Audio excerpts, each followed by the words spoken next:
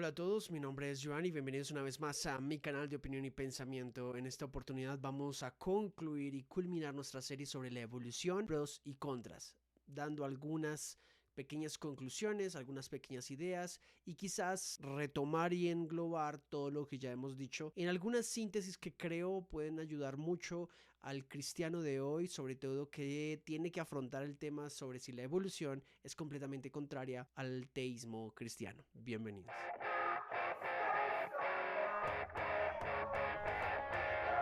Para concluir esta hermosa y gran serie que ya puedes ver completamente aquí en YouTube, toda completita y toda disponible, quisiera mencionar lo siguiente, y es que Darwin mismo estaba profundamente preocupado por el efecto de su teoría en la creencia religiosa, a pesar de que en el origen de las especies se esforzó mucho para señalar una posible interpretación armoniosa. No veo ninguna buena razón por la que las opiniones expresadas en este libro pudieran afectar los sentimientos religiosos de nadie. Un celebrado clérigo y autor me ha escrito que gradualmente he llegado a comprender que es una concepción igualmente noble de la deidad creer que él creó unas cuantas formas originales capaces de autodesarrollarse en otras innecesarias formas que creer que requería nuevos actos de creación para cumplir los vacíos causados por la acción de sus leyes. Y es que las creencias personales de Darwin siguen siendo ambiguas, misteriosas y parecen variar a lo largo de los últimos años de su propia vida. En un momento dado, él dijo: agnóstico sería la descripción más correcta de mi estado mental. Y en otro momento escribió que se sentía considerablemente desafiado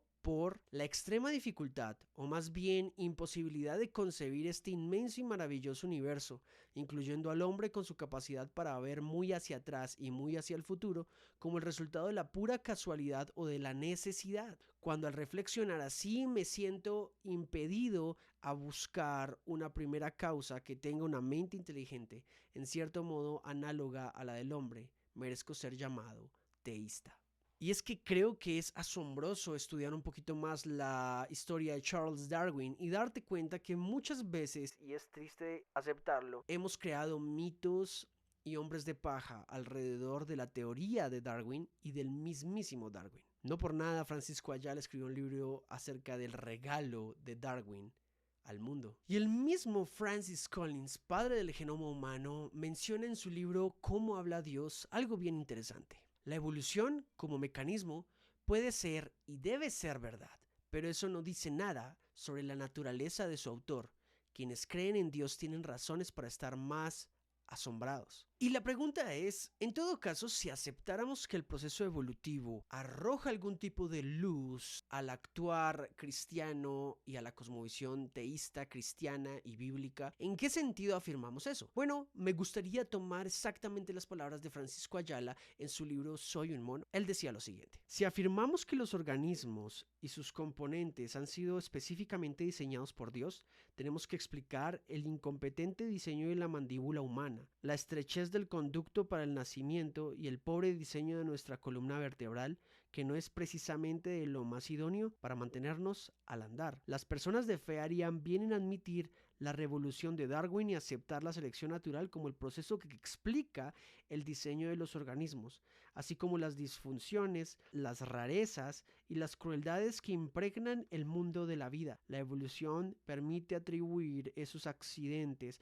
a procesos naturales que carecen de implicaciones morales, en lugar de achacarlos a la creación directa o al diseño específico de Dios. Y en verdad creo que Francisco Ayala da en el clavo. Si te has dado cuenta, en toda la serie y en cada uno de los argumentos que he esgrimido hasta ahora, he tratado de defender objetivamente la tesis evolutiva como los contras de la tesis evolutiva. Sin embargo, y con este último punto, creo que la tesis evolutiva, sobre todo la síntesis moderna o la teoría ampliada también dicha, arroja mucha luz al por qué, si Dios, siendo perfecto, diseñó a un ser humano que aparentemente y mínimo biológicamente sabemos podría ser mejor, podría ser perfectible. ¿Cómo podríamos explicar aquellas situaciones en la creación en donde asumimos que Dios es el directo implicado en todo el proceso que se le habrán escapado algunos detalles y por lo tanto hay defectos en la creación. ¿Sería Dios malvado? ¿Sería Dios un ser no perfecto? Claro que no. Si asumimos entonces la tesis ampliada o la síntesis moderna del proceso evolutivo, podemos estar confiados que tenemos una mejor explicación del por qué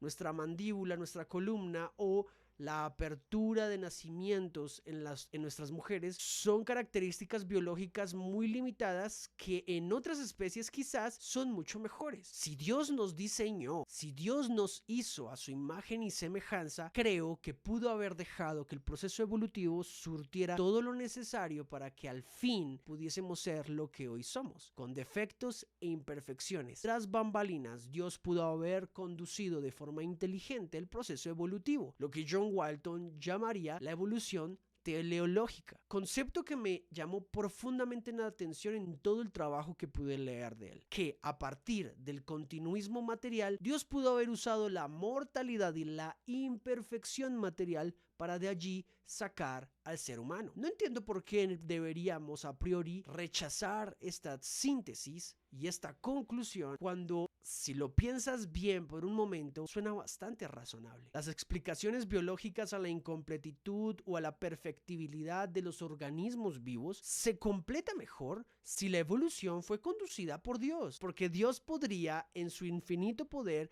conducir y permitir que las segundas causas o las causas secundarias llevaran el curso al final de la historia. Así que, luego de todo este largo viaje, podemos concluir que no hay una contradicción profunda entre la teoría evolutiva y, por ejemplo, el creacionismo bíblico narrado tal y como lo hemos expuesto hasta el momento, pensando, creyendo y afirmando que los orígenes humanos y los relatos en el Génesis son cosmología antigua.